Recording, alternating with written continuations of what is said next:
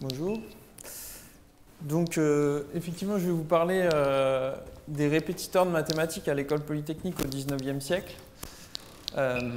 Donc, je vais déjà introduire en donnant quelques éléments sur l'histoire de l'école polytechnique et l'histoire de l'enseignement à l'école polytechnique. Mais déjà, juste avant, je voudrais faire une première remarque sur le fait que il y a un modèle à l'école polytechnique au XIXe siècle dans l'enseignement, et c'est important de l'avoir en tête, qu'il y a d'un côté le cours fait dans l'amphithéâtre par le professeur, et de l'autre côté, et c'est ce qui va nous intéresser, il y a des heures spécifiques dans les emplois du temps pour faire des exercices, des révisions, etc., dans des plus petites salles, où donc sont les répétiteurs, et c'est là où ils sont. Donc, sur l'histoire de l'école polytechnique, il y a plein de trucs qui ont été écrits.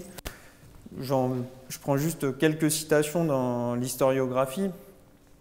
Une première dans un bouquin général, donc qui ne s'intéresse pas juste à l'école polytechnique, mais qui me semblait être un peu révélatrice de certaines idées qu'on voit souvent, d'Amy Dahan et de Jeanne Pfeffer, sur l'école polytechnique. Elle est créée après la Révolution française, elle participe de cette dynamique post-révolution. Voilà ce qu'elles écrivent. L'effet de la Révolution dans l'évolution des mathématiques se manifeste surtout dans le domaine des méthodes d'enseignement. L'école va jouer un rôle décisif pendant près de 50 ans dans les mathématiques françaises. Les plus grands savants y sont enseignants: Monge, Lagrange, Ampère, Poisson, Fourier, Cauchy. Ils combinent la recherche et l'enseignement. Ils disposent d'un public étudiant d'un niveau assez élevé, dont quelques-uns entreprennent des recherches mathématiques immédiates. Enfin, les cours sont professés à l'école les cours professés à l'école sont systématiquement publiés. Donc, on a, après la Révolution française, une dynamique où, effectivement, c'est ce qu'elles expliquent, les professeurs, qui sont en même temps des scientifiques renommés, impliquent les étudiants, les élèves polytechniciens, dans leur propre recherche scientifique. Il y en a un parmi ceux-là qui symbolise peut-être vraiment ce mouvement et cette dynamique-là, c'est Cauchy. Donc là encore, une autre citation de Bottadini en 2001. More than a textbook, Cauchy's cours d'analyse apparently served as the manifesto for a new attitude in research. For some 30 years, Cauchy himself hardly missed to refer to it in his papers, thus turning his cours into the manifesto for a new image of rigor in mathematics. Donc là, voilà, c'est le cours qui sert aussi de manifeste à ce qu'on a envie de faire en recherche, et que on va dire, entre guillemets, l'enseignement et la recherche ne sont pas séparés l'un de l'autre, et que ça participe à cette dynamique qui existe à la création de l'école polytechnique et pendant quelques dizaines d'années après. Et en fait, après Cauchy, après les années 1830-1840, c'est ce qu'explique Bruno Bellost dans la formation d'une technocratie. Donc technocratie au sens où c'est une école qui est à la fois un lieu de sciences et de technique, mais aussi un lieu lié au pouvoir et lié, parce qu'il forme les ingénieurs dans les corps de l'État, et que du coup, il est lié à l'État. Et après les années 30, Bruno Bellost va expliquer qu'il y a un poids justement de cette technocratie sur la science à l'école polytechnique. Alors, le fait que c'est une école technocratique, il l'explique comme ça. Tous les agents étaient formés sur le même moule, opèrent anonymement au sein d'appareils bureaucratiques organisés à l'origine au moins sur le mode militaire. Et ce caractère bureaucratique de l'école, Bruno Bellost explique qu'en fait, il pèse y compris sur les enseignements, parce qu'il y a un contrôle, et il y a par les programmes où les profs sont systématiquement contrôlés sur ce qu'ils font, et ont en quelque sorte de moins en moins de liberté. Et du coup, les cours de Liouville, de Sturm dans les années 40 et après vont être beaucoup moins novateur que ce que pouvait l'être Cauchy, qui lui avait une sorte de manifeste pour ses propres recherches. qui dit « Liouville et Sturm suivent le programme de manière routinière sans d'ailleurs atteindre l'exigence de rigueur du maître », donc le maître c'est Cauchy, « et on ne trouve rien dans leur cours ou à peu près qui n'est déjà connu. » Il dit « Les leçons d'ermite nommées professeurs en 68 sont beaucoup plus novatrices. » Donc, apparemment, il y a retour, on va dire, de cours un peu plus novateurs dans les années 70. On pourrait citer aussi Jordan, Adamar plus après, qui également sont considérés comme ayant fait des cours assez novateurs. Il y a, j'ai appelé ça un paradoxe, mais il me semble dans une contradiction ou une question qui se pose dans l'historiographie là que je viens de dresser, de donner quelques éléments, c'est que d'un côté, ces cours, bon, on a le poids d'une technocratie qui s'impose, par exemple à Sturm, Liouville, et ils retrouvent une dynamique dans les années 70. Et en même temps, ces années 70, c'est bien souvent aussi décrit comme le déclin de l'école polytechnique. Parce qu'il y a l'émergence de l'école normale, donc il y a une perte de l'hégémonie de l'école polytechnique sur les sciences mathématiques en France. Et là où il me semble qu'il y a une sorte de contradiction, c'est que du coup, la dynamique et la place de l'école polytechnique ne peut pas s'expliquer uniquement par les cours, parce qu'on voit bien que dans les années 70, il y a des cours qui sont plus novateurs et pourtant, c'est pas pour autant que l'école polytechnique redevient ou est considérée comme le lieu de formation. En tout cas, il y a un décalage entre ce qu'on considère de la formation à l'école polytechnique et cet aspect novateur ou pas des cours. Deuxième conséquence, et ça m'amènera à une sorte de deuxième contradiction qu'on peut relever dans l'historiographie. Deuxième conséquence qui est décrite de la technocratie, c'est qu'en fait, il y a un idéal qui est de toujours noter, de toujours évaluer de manière chiffrée l'enseignement. Donc ça se traduit par le fait qu'il y a énormément d'évaluations des étudiants. C'est d'ailleurs à l'école polytechnique qu'est instaurée la note sur 20 en France et qui ensuite passera dans les classes prépa et les lycées. Et donc ça a une conséquence, c'est que les élèves passent beaucoup de temps à réviser, à bachoter dans les petites salles de cours. Une autre citation, alors que l'enseignement magistral ne joue au fond qu'un rôle assez secondaire, la préparation aux examens constitue l'activité principale des élèves. Donc il y a ce poids-là des révisions. Et ma deuxième contradiction qu'on peut noter, c'est le fait que donc, les séances de révision semblent plus importantes que les cours. Et en même temps, quand on regarde dans l'historiographie, en fait, la plupart de ce qui est étudié, c'est justement les cours. C'est le contenu des cours, aussi parce qu'ils sont plus accessibles. Typiquement, ce que fait Bruno Bellost, il regarde le cours d'analyse et le calcul différentiel dans le cours d'analyse dans son ouvrage Formation d'une technocratie. Et puis, dans des ouvrages comme la formation polytechnicienne qui est parue au bicentenaire, vous avez plein d'articles sur le cours de fortification, le cours de mécanique, etc., cours d'analyse, mais finalement on s'intéresse assez peu à ces séances de révision et à cet aspect-là de l'enseignement polytechnicien.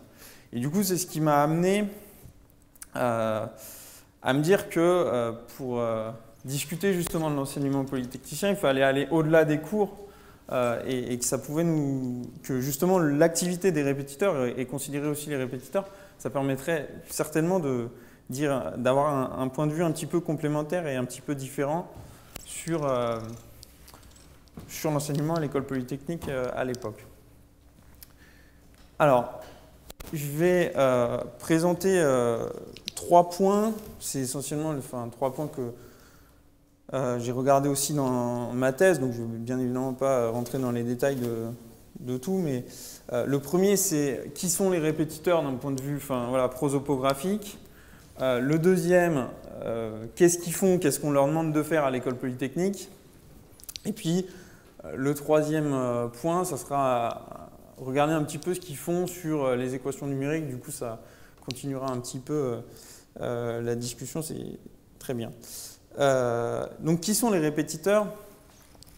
Il y en a 108 entre 1798, l'année de création du poste de répétiteur, jusqu'à 1900. Il n'y a pas de liste que j'ai trouvée, en tout cas. Certaines listes ou certaines personnes qui disaient avoir des listes, en fait, j'en ai trouvé plus, donc elles n'étaient pas forcément exhaustives.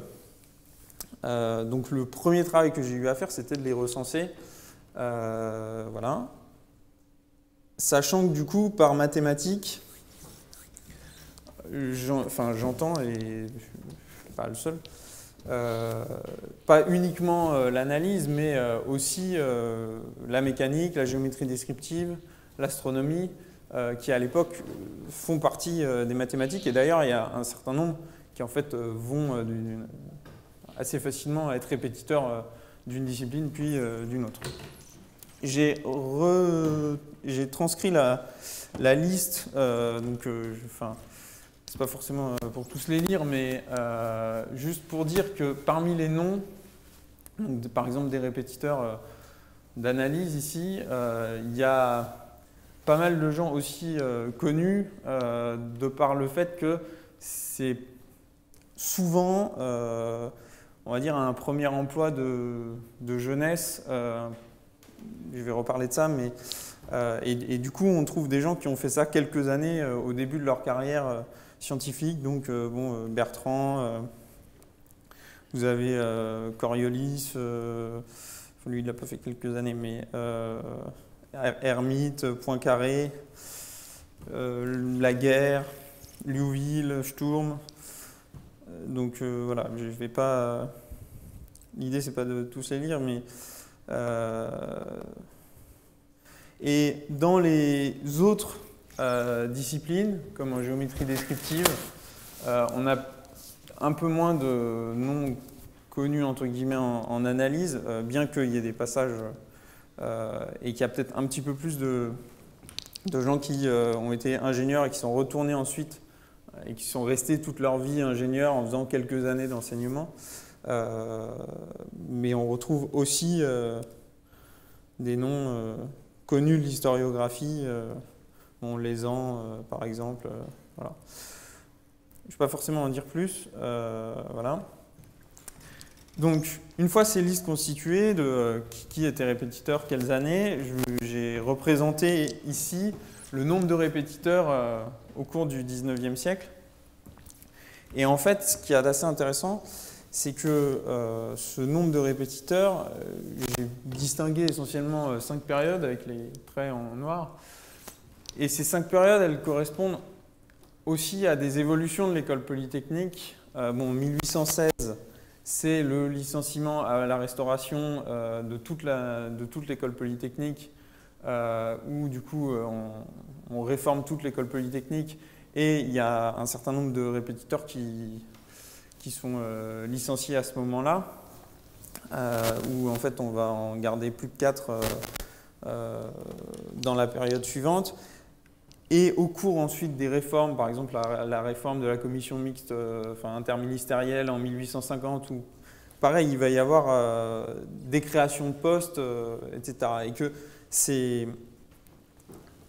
en fait, les évolutions du répétitorat dépendent aussi des évolutions de l'école polytechnique elle-même, et ça se voit aussi sur les profils recrutés. De manière générale, au 19... Ouais. Non. Oui. Et à la fin, il y en a 18. Donc ça reste des effectifs assez petits. Parce que c'est 108. 108 au total. C'est en tout sur le 19e siècle. Et du coup, 85% sont d'anciens élèves de l'école polytechnique. Mais comme j'ai dit, en fait, il y a quand même des évolutions au cours du 19e sur les profils recrutés. Alors j'ai regardé d'autres choses aussi sur leur profil sociologique, sur leur profil scientifique, mais là je vais parler essentiellement du profil au moment où ils sont recrutés. Au début, jusqu'en 1816, justement jusqu'au moment où ils sont, où l'école est licenciée, où il y a pas mal de changements dans l'école, il y a un système qui est que il y a des anciens chefs de brigade.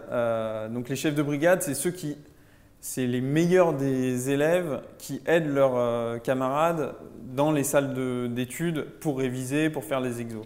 Et du coup, c'est eux qui, une fois qu'ils auront fini leur cursus à l'école polytechnique, vont obtenir souvent c'est ça, vont obtenir un poste de répétiteur de manière plus officielle, quoi, et du coup en étant rémunérés pour ça. Donc pour être répétiteur. Mais du coup, c'est des gens assez jeunes qui généralement restent que quelques années. Après 1816, il y a moins de postes et en fait, il y a une situation un peu de blocage où, par exemple, Coriolis reste plus de 20 ans en tant que répétiteur, donc il y a très peu de recrutement. Et ensuite, les années 1830, c'est une période où justement il va y avoir beaucoup de… cette situation va se débloquer et donc il va y avoir tout un tas de répétiteurs qui vont pouvoir obtenir un poste. C'est le cas par exemple de Comte, du Hamel, etc. Et une situation de déblocage. Mais du coup, c'est des gens qui étaient plutôt étaient plutôt polytechniciens dans les années 1810 et donc là ont 35 ans à ce moment-là. Mais une fois qu'ils sont recrutés, en fait, il va y avoir de nouveau, on va dire, un turnover un peu plus important. Et donc, de plus en plus, les répétiteurs vont redevenir jeunes après que, entre guillemets, cette situation se soit un peu débloquée en termes de recrutement. Et après 1850, il y a eu une réforme, une grande réforme, donc, comme je l'ai dit, à l'école polytechnique. Et en fait, on va de plus en plus demander à ce que les répétiteurs aient une expérience à la fois dans les corps de l'État. Et on dit on ne veut plus seulement des enseignants, mais on veut aussi des gens qui aient une expérience dans les corps de l'État. Et en tout cas, c'est assez visible sur les profils où en fait, ils sont recrutés généralement plus tard. Et ils ont effectivement une dizaine d'années d'expérience dans les corps. Alors, je vais peut-être passer ça, mais un des exemples, il me semble, c'est Mannheim. D'autres exemples qu'on pourrait citer, Laguerre, Alphen, qui sont recrutés quand même après 30 ans, contrairement à plutôt des gens comme Liouville, avant les années 50, qui étaient recrutés à 24 ans, juste à la sortie de l'école polytechnique. Et puis, donc 85%, je vais juste dire deux mots des 15 autres pourcents, il y a deux vagues essentiellement de recrutement de personnes non polytechniciennes. Il y en a une dans les années 50 avec une certaine ouverture en analyse. Donc ça, c'est des répétiteurs d'analyse, Briot, Bouquet, Prouet. Et puis, une deuxième vague dans les années 90. Donc j'ai parlé de la fin de l'hégémonie de l'école polytechnique sur les sciences mathématiques françaises à la fin du 19e. Elle se perçoit par l'arrivée de normaliens dans les effectifs des répétiteurs dans les années 90. Donc Picard, Goursat, Koenig, Painlevé. Et eux, par contre, contrairement aux polytechniciens qui ça peut être leur première expérience dans l'enseignement, etc., eux, ils ont déjà généralement un bagage et des positions institutionnelles assez fortes déjà obtenues et ils font ça en plus en cumulant. Voilà. Alors, maintenant, ma deuxième partie, qu'est-ce qu'ils font dans les salles d'études? Enfin, même plus largement que dans les salles d'études, qu'est-ce qu'ils font? La première des choses qu'ils ont à faire, c'est d'aider les élèves dans les salles d'études. Je vais essayer de lister un petit peu, interroger les élèves, parce qu'effectivement, il y a une place des examens très importante. Donc, ils ont des sortes de cabinets dans lesquels ils interrogent les élèves et où les élèves sont tirés au sort pour savoir qui va passer. Ils doivent aussi assister aux cours du professeur, généralement. Ce qui d'ailleurs fait que certains ne sont pas contents. Et par exemple, on sait que Catalan démissionne pour ça, parce qu'il dit « moi j'ai autre chose à faire, j'ai des cours en prépa à donner et du coup je ne peux pas assister aux cours », donc il finit par démissionner de son poste de répétiteur. Il remplace le prof en cas d'absence.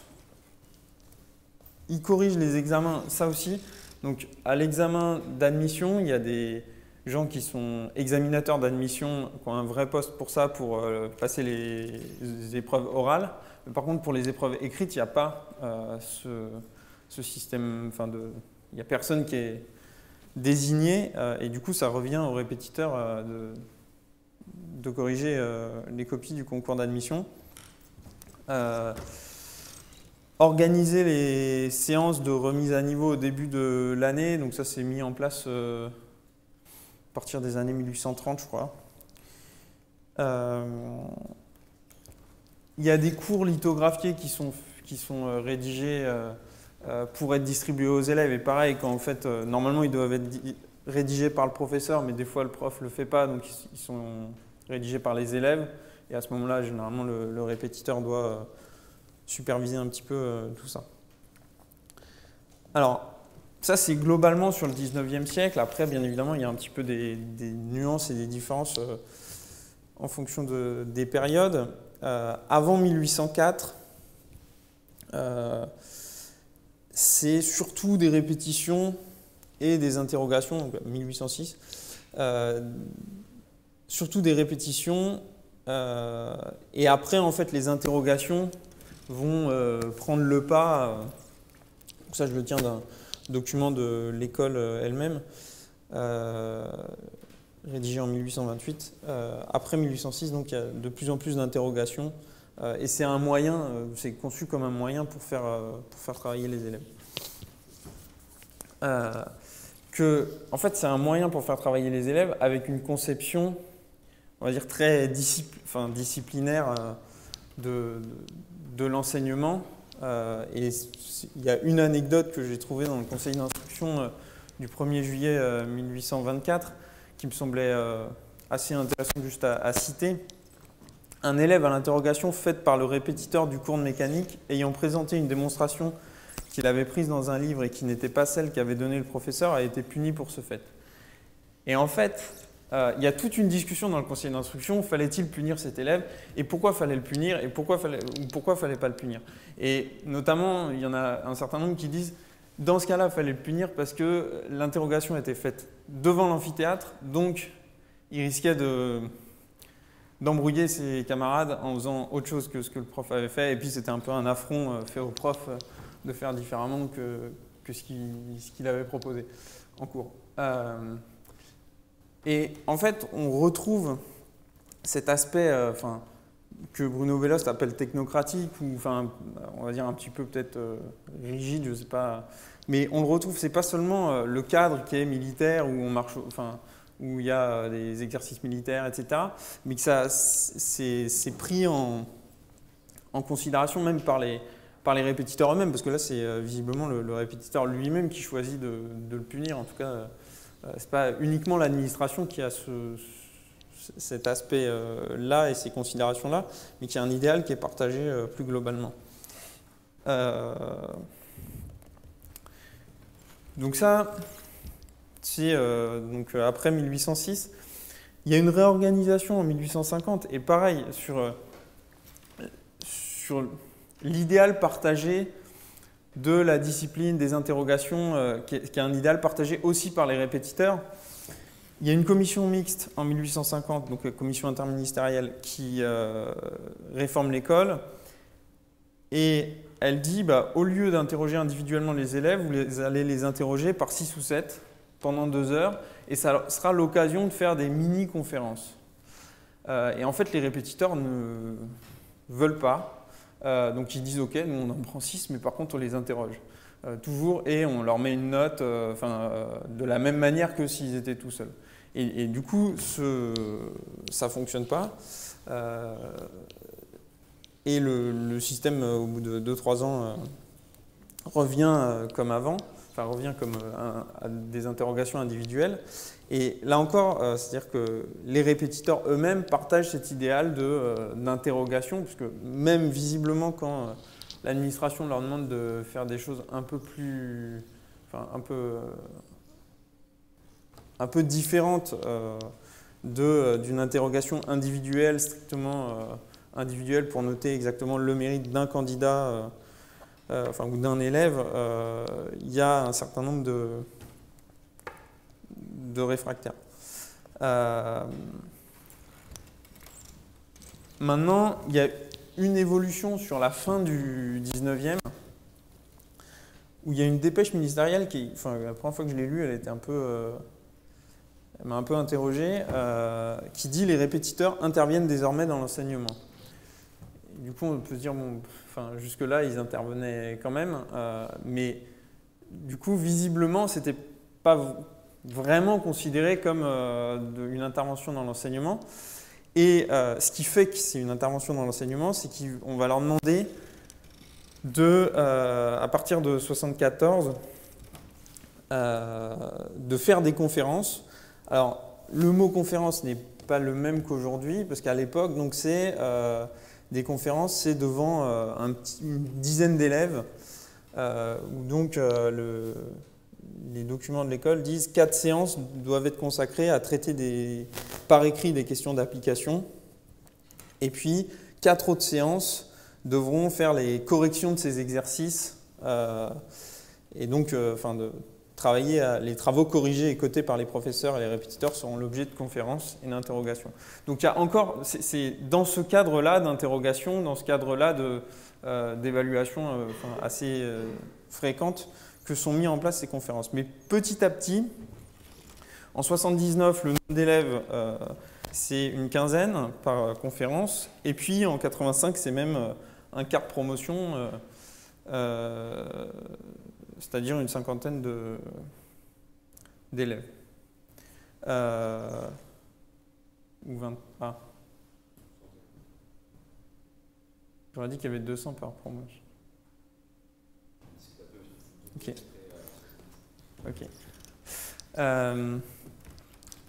Donc, au fur et à mesure, c'est ce que j'écris ici, les conférences s'éloignent de leur but initial, ne sont plus de simples séances d'exercice. Et donc, dans ces conférences, on va trouver certains répétiteurs qui choisissent de faire vraiment des exercices d'application, vraiment, un calcul de résolution d'équations, ou certains qui vont plutôt faire une conférence comme nous on l'entendrait, avec une introduction un peu historique, et puis un développement d'un problème, etc. Autre type d'activité, je l'ai dit, il y en a par exemple comme Catalan, mais ce n'est pas le seul, hein, Liouville, Le Verrier, ils peuvent enseigner dans les classes prépa en même temps que qui sont répétiteurs. Il y en a beaucoup dans des institutions comme Sainte-Barbe pour préparer les élèves à l'école polytechnique, sachant que ceux par contre qui sont en même temps répétiteurs et examinateurs d'admission n'ont pas le droit de le faire parce qu'ils sont examinateurs d'admission, donc ils n'ont pas le droit d'enseigner en prépa en même temps. Et puis on trouve en parallèle une activité mathématique. Alors en même temps qu'ils sont répétiteurs, souvent ils publient dans un certain nombre de journaux, j'en ai mis quelques-uns, les Nouvelles Annales, le journal de l'école polytechnique, les comptes rendus de l'Académie des sciences. Et par exemple, quand on regarde les thèses, il y en a donc un tiers qui ont soutenu une thèse en mathématiques au cours de leur carrière. Et en fait, c'est assez marquant qu'il y en a, pour la majorité d'entre eux, c'est dans les 5 premières années du moment où ils sont répétiteurs. Donc, en tout cas, le moment où ils sont répétiteurs, ça leur permet aussi de mener, pour un certain nombre, après je ne peux pas savoir pour tous, mais de mener des recherches, une activité mathématique en parallèle. Donc ça c'était pour leur activité, je ne sais pas combien de temps ils me... Okay. C'était pour leur activité demandée par l'école et puis ce qu'ils font de manière globale. Du coup, ce qui m'intéressait, c'était aussi pour essayer de répondre à cette question que je me posais sur finalement quelle est la place des cours, etc. Déjà, par rapport à ça, je dirais, quand on voit quand je disais ils participent eux-mêmes à cet idéal de la discipline, de l'évaluation, etc.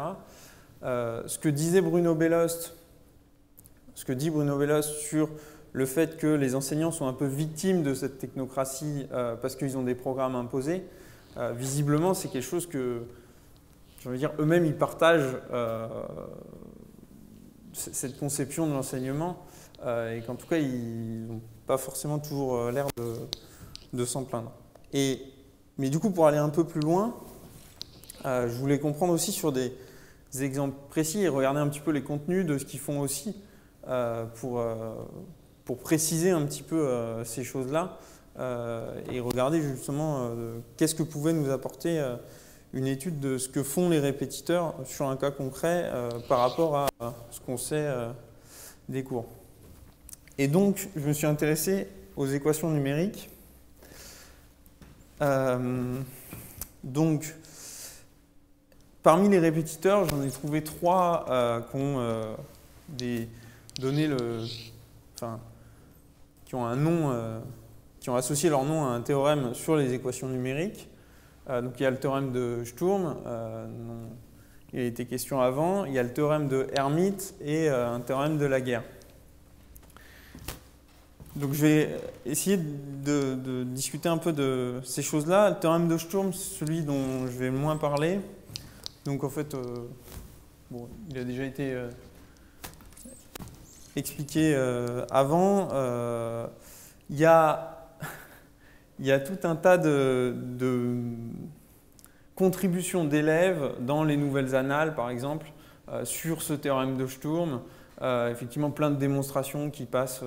alors qui sont faites pas forcément par des élèves, mais qui est quelque chose qui est assez connu, y compris par les étudiants.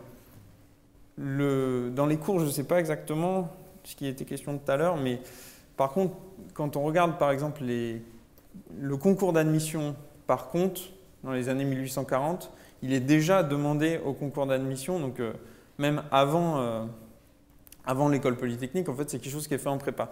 Par contre, l'école refuse de le mettre dans le programme en disant ça fera trop, etc. Mais donc il n'est pas dans le programme officiellement, il le sera que 10-15 ans après, ou au bout d'un moment on dit bon bah on le met parce que de toute façon il est demandé par tous les examinateurs.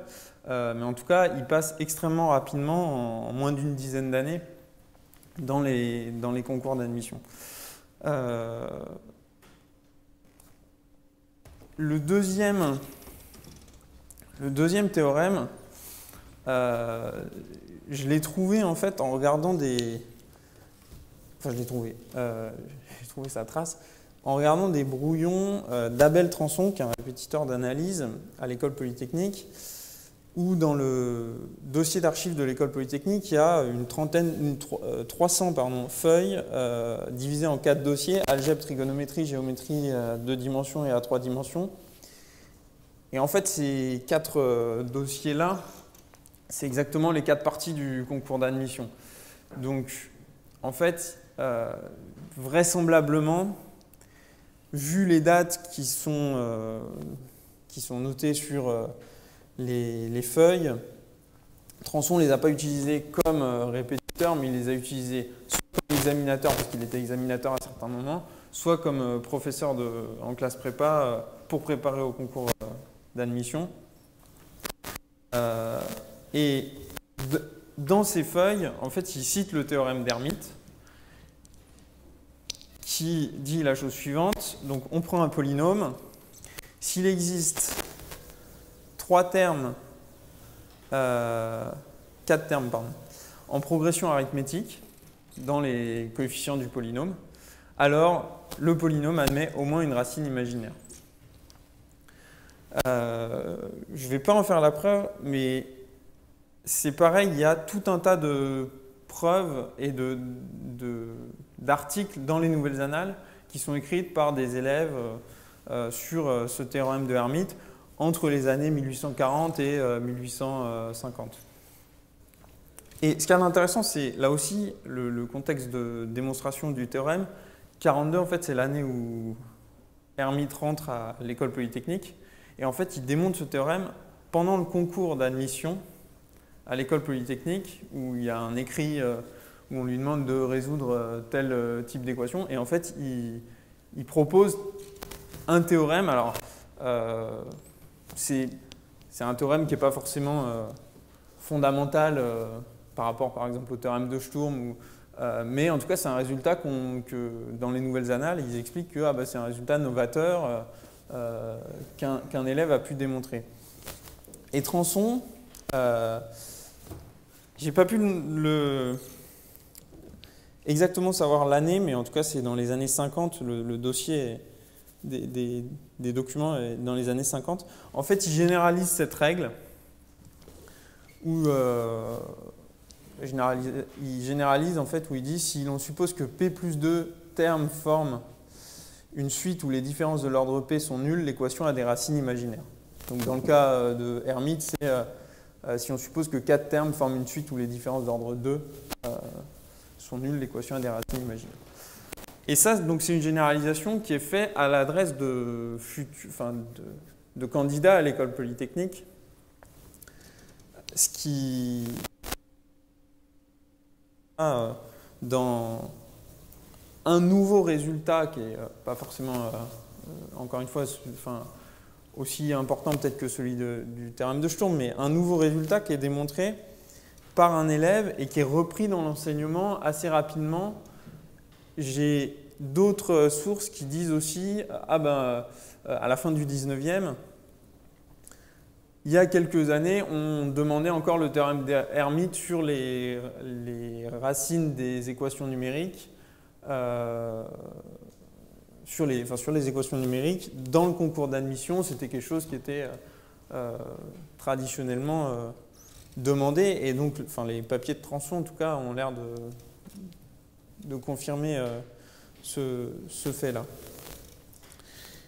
Voilà pour le théorème d'Hermite. Maintenant, je passe au théorème de Laguerre. Donc là, c'est encore un peu après, c'est plutôt les années 1870-1880. Il publie à partir des années 74, mais il y a on va dire référence, une synthèse de ce qu'il fait sur la théorie des équations numériques en 83. Et en fait, il parle de la règle des signes de Descartes. Donc là encore, il y a, ça s'inscrit dans une histoire assez longue de référence à celle de la règle des signes de Descartes, c'est-à-dire le nombre de racines positives est au plus égal au nombre de variations de signes des coefficients du polynôme. Et il en donne une preuve un peu différente. Il en donne une preuve différente. Généralement, les preuves qui étaient données, c'était plutôt des preuves algébriques, un peu en faisant ce que tu as fait avec les tableaux, en multipliant par x moins la racine, et puis en regardant ce qui se passe quand on passe de la gauche, des x plus petits que la racine aux x plus grands que la racine. Là, il en propose une preuve plus analytique, où donc il raisonne par récurrence sur le nombre de variations de signes du polynôme.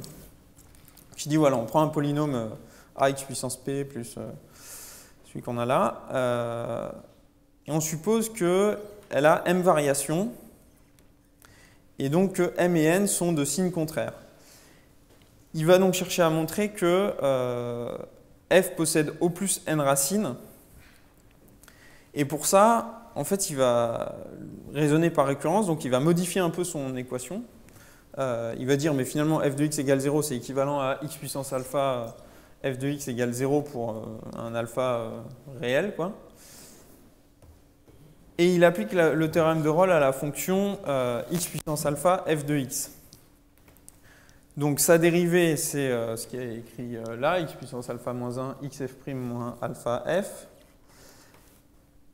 Et avec le théorème de Rolle, on sait que donc l'équation x alpha f, elle a, c'est-à-dire l'équation f de x égale 0, elle a au maximum une racine de plus que l'équation de la dérivée en fait.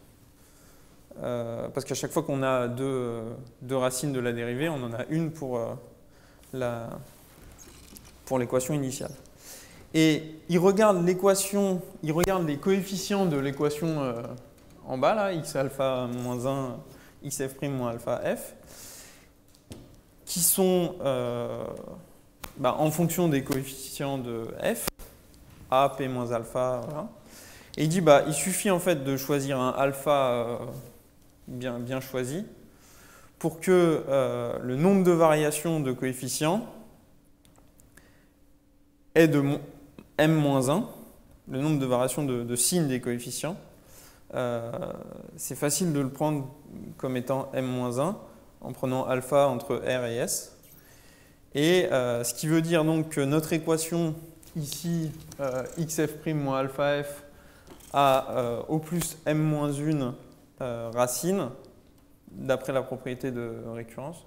Et donc, on remonte à f en disant qu'elle a au plus m racine. Donc, c'est essentiellement basé sur le théorème de Rolle. Sur cette démonstration, voilà ce qu'en dit Poincaré à la mort de Laguerre. Il dit « La démonstration classique de la règle des signes de Descartes est d'une grande simplicité. Laguerre en a trouvé une plus simple encore. Ce n'eût été là qu'un avantage secondaire, mais la démonstration nouvelle s'applique non seulement aux polynômes entiers, mais encore aux séries infinies. » Et ça, c'est l'intérêt d'avoir fait une preuve, entre guillemets, analytique. C'est qu'en fait, on n'a absolument pas supposé que f était un polynôme dans notre preuve, vu qu'on a appliqué le théorème de Rolle. Et donc, si une série entière n'a qu'un nombre fini de variations de signes, on sait que ces zéros seront, le nombre de zéros positifs de cette série sera plus petit que le nombre de variations de signes. Et donc, en fait, il l'utilise pour traiter du cas des polynômes. Il dit, OK, je prends un polynôme, bien f de x égale 0 si et seulement si f de x sur x moins 1 égale 0. Il développe f de x sur x moins 1. Ça lui donne une série. Et donc, il peut regarder le nombre de variations de signes de cette série. Et donc, le nombre de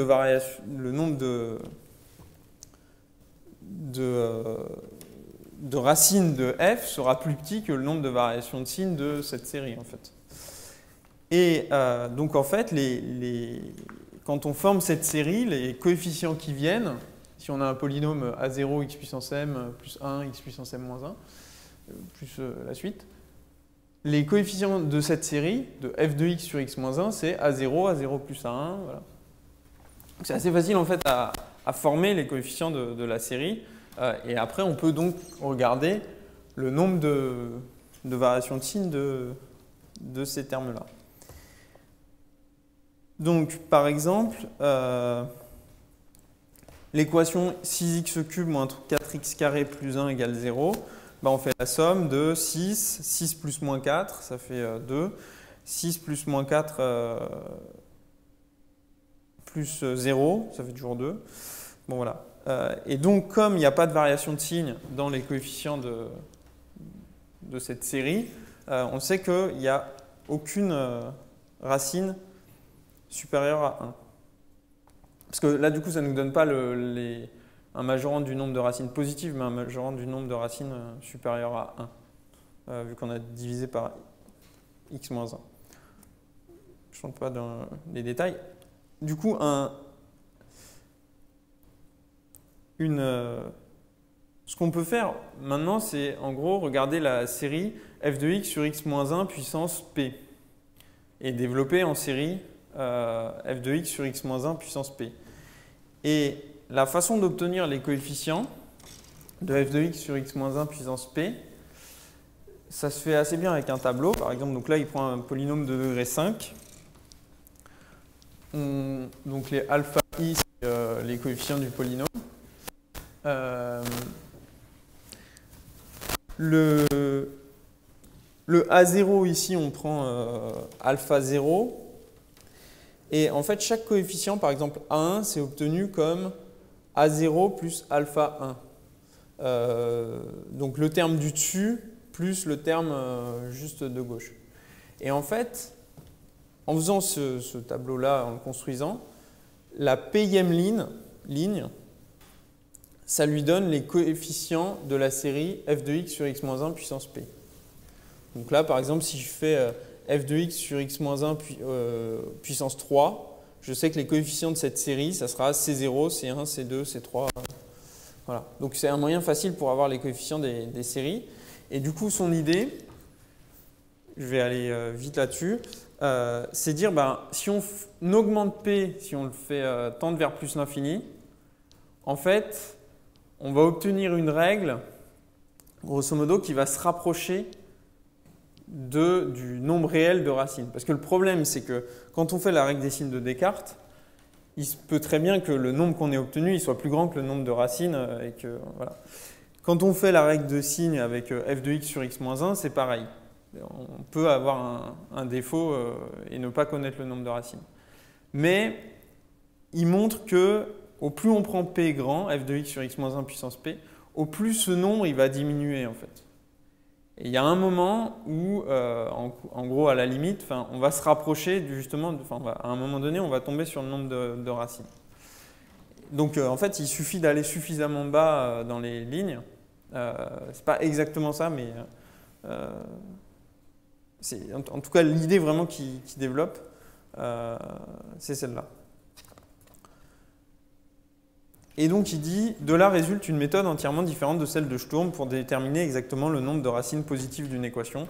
Bien que ce procédé ne soit guère pratique, j'ai cru cependant devoir le mentionner eu égard au petit nombre des méthodes qui permettent de déterminer le nombre exact des racines d'une équation qui sont comprises en deux limites données.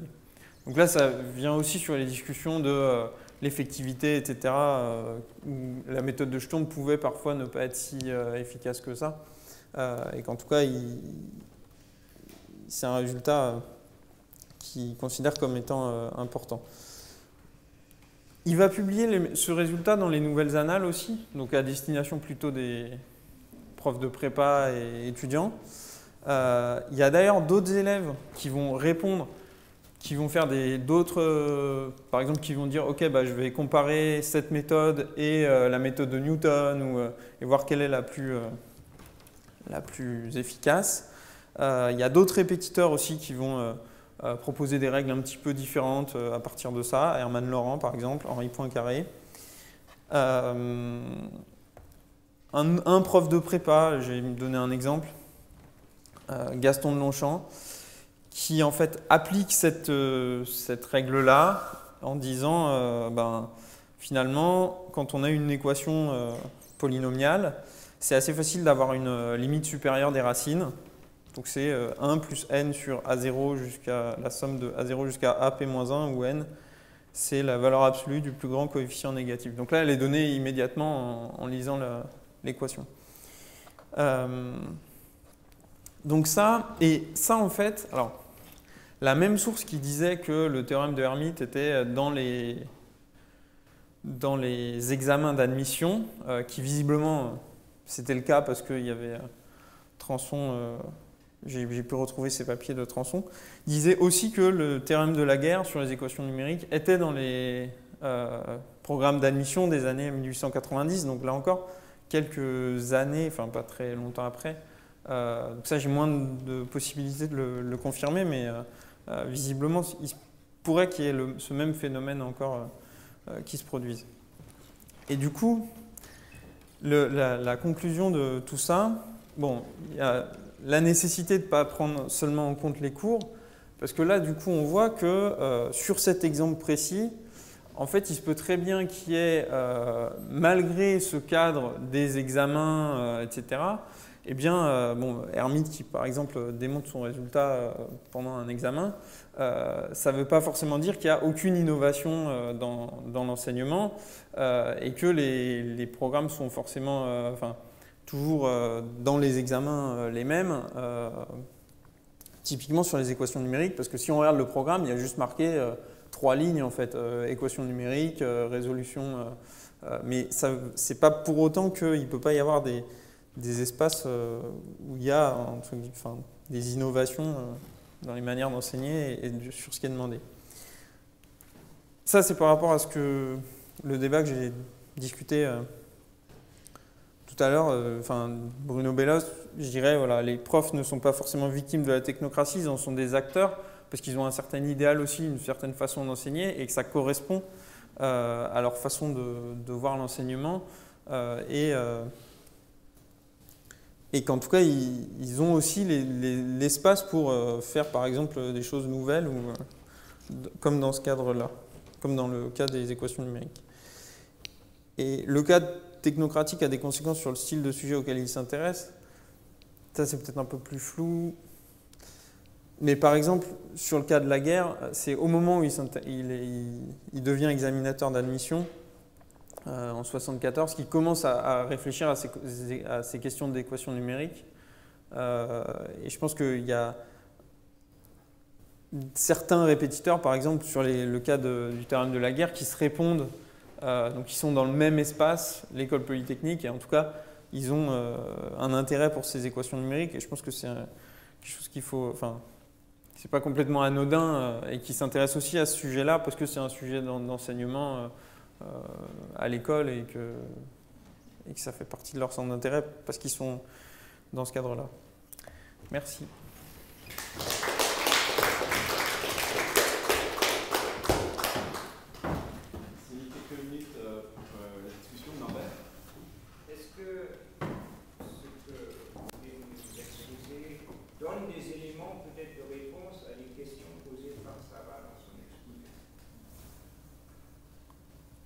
Sur le... C'est-à-dire en considérant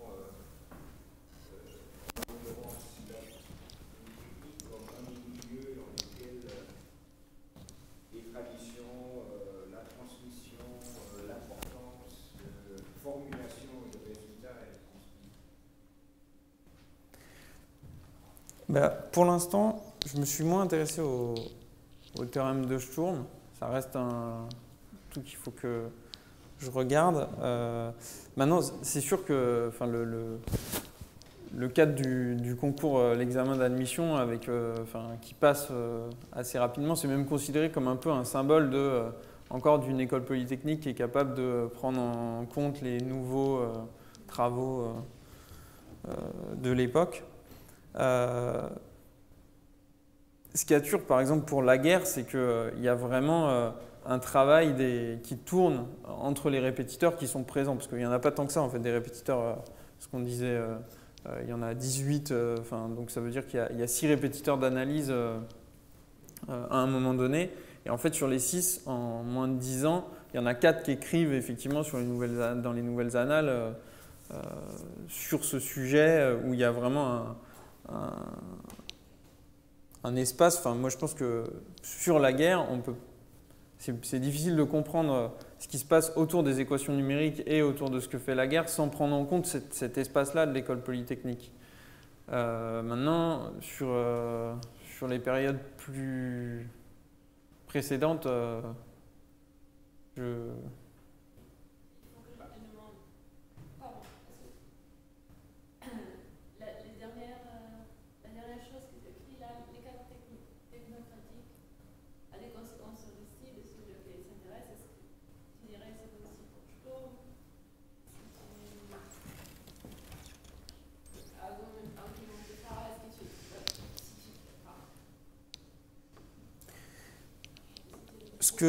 c'est pour ça que j'ai dit que c'est un peu plus flou. Je pense que ça, c'est valable pour, par exemple, l'exemple de la guerre. Moi, je pensais simplement en termes de leur point de référence par rapport à partir duquel ils font leur développement, on propose leur variante, c'est le théorème du Sturm. C'est-à-dire ça, c'est l'antidoxus. Sarah demandait des questions pourquoi est-ce que on ne parle plus tellement de fouilles. Peut-être une réponse, c'est que ça s'est naturellement élancé et enseigné d'autres manières. C'est ça qu'on pourrait voir. Ça, c'est plus simple à enseigner parce que c'est plus élégant. Enfin, moi, le passage, c'est plus simple à enseigner, donc ils ont fait ça. Et puis Fourier, ils l'ont oublié, pas considéré parce que c'est moins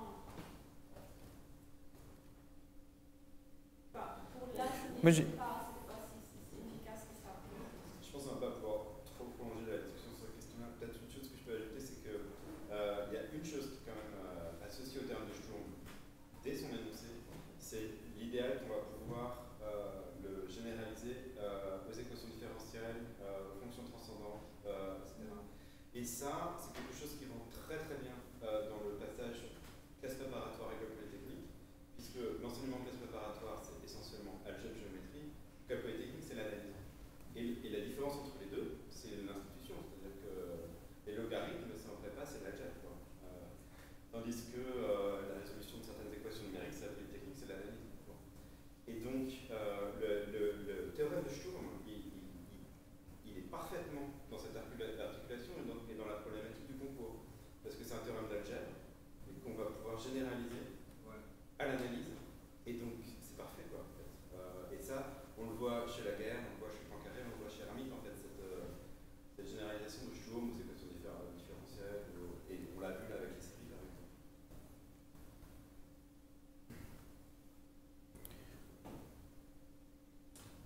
Alors, Laurent, oui, une autre question, ça m'a bien intéressé. Est-ce que vous auriez des éléments de comparaison avec les répétiteurs d'autres matières? Parce qu'il y en a en langue, on sait, en chimie, physique, ils sont nombreux, proportionnellement. Sur le nombre, je ne saurais pas dire. Je pense que là, j'ai les... Je crois qu'à la fin, sur 18, les 18 à la fin, là, ils sont 24 en tout, 24. Si je ne dis pas de bêtises. Donc, c'est quand même la plupart en fait, qui sont en mathématiques, pris au sens de large.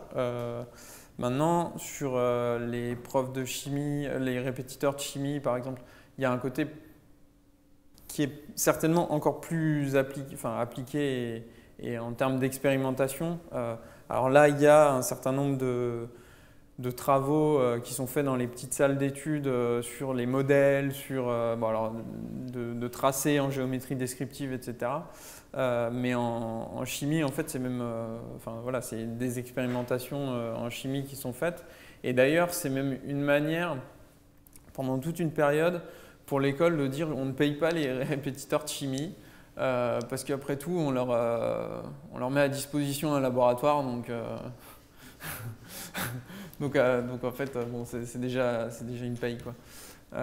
Mais après, à part quelques anecdotes comme ça que j'aurais, j'ai pas plus penché là-dessus. Je dirais ouais, ça fait un quart peut-être. Et la proportion des matheux qui deviennent profs parmi les répétiteurs? C'est 24, donc c'est un quart un peu moins.